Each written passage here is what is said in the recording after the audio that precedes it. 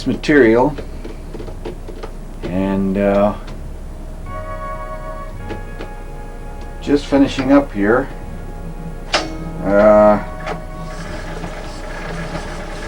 This is the Pittsburgh material. Oh yeah.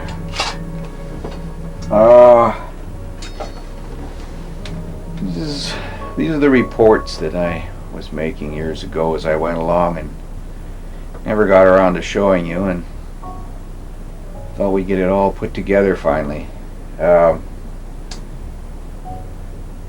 The idea was just like a continuing newsreel, I guess, as I used to say, or in modern terms, more like what the internet may afford in another year or two, when the art of the moving image is a capability for a constant broadcast of just every person's personal life, if you like, or any kind of very formal finished work.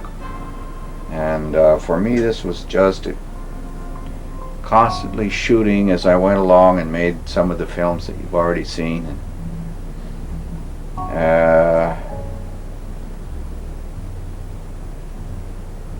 In the sense of a broadcast in an electronic medium, but I just never finished it, and now here we are near the end of a long journey, and thought I'd send it all out to you. Let me see if there's anything else I ought to tell you about it.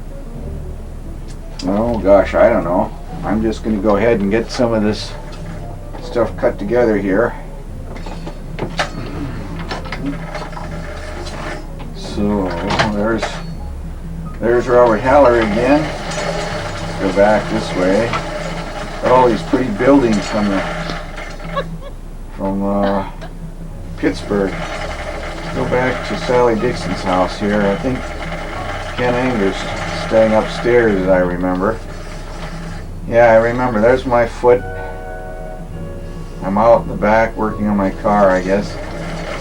And when was this now? Oh, let's see here, fellas. This was let's see, October 1973, and let's see. There's Haller in there, and I remember moving down the basement to sleep when Ken Anger showed up. He took the suite upstairs for the visiting filmmaker. Of course, there's a lot of information goes with all this footage, but I never had the time to put it all together, and I'm just going to have to give you mostly the visual side of it. The notes can come later, I guess. There's all these houses and what have you. And here's James Blue visiting with Sally. See, this is alright. That's okay. There's coming down here. What's all this now? Nothing. Black. Oh, I know, that's the wet pavement outside. And here's Haller still doing the boiled egg. We were trying to figure out the British method for cracking a boiled egg. So there we are, Pittsburgh at night, and here comes some of the ladies. Oh, there's Ken Anger coming in for dinner. I remember when he went over to the university with his Magic Lantern show. Oh, here's a flare. Should we take that on or not? Oh, let's not. And I think there were about 5 people there besides us.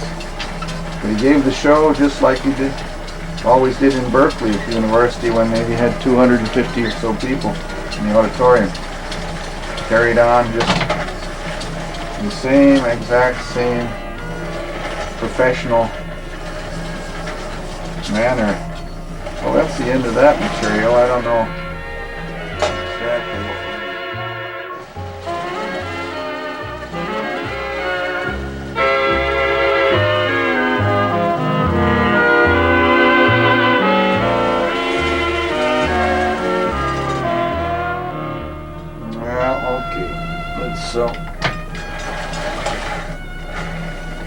just put this over here, and we'll put one of these on here, and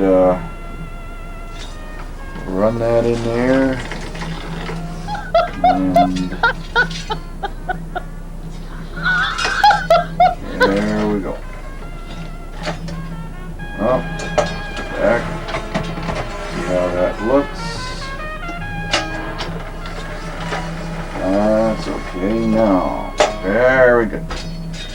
Well, let's get this packed up, guys. We'll do some splicing and we'll send it off to you.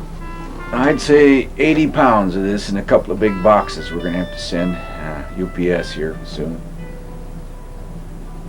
I wish I could maybe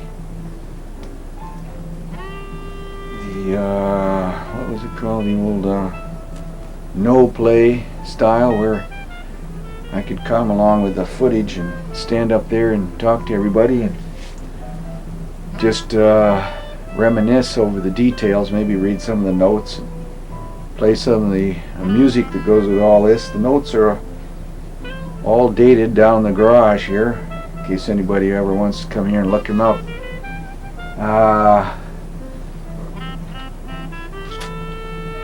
Just wanted you to know kind of what I had in mind, and let's see, I've got a few notes here. Wait.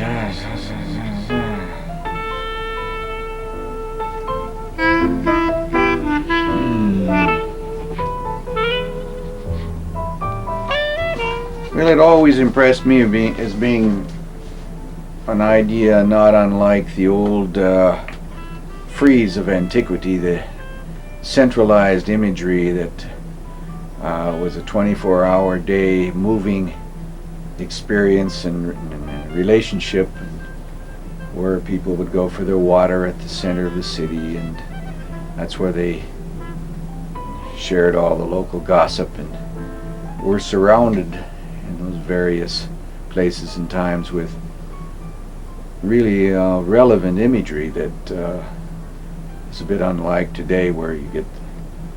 Why you cannot make like some Gilbert movie? But that was the basic idea. Hello, here am I today, and this is what I'm doing and thinking, and this is what happened. All on film.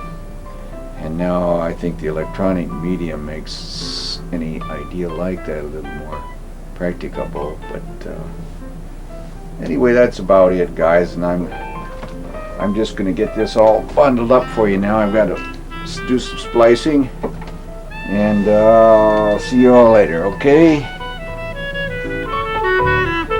It goes without saying, as a kind of PS here, the special beauty of film may never be equaled by the electronic medium.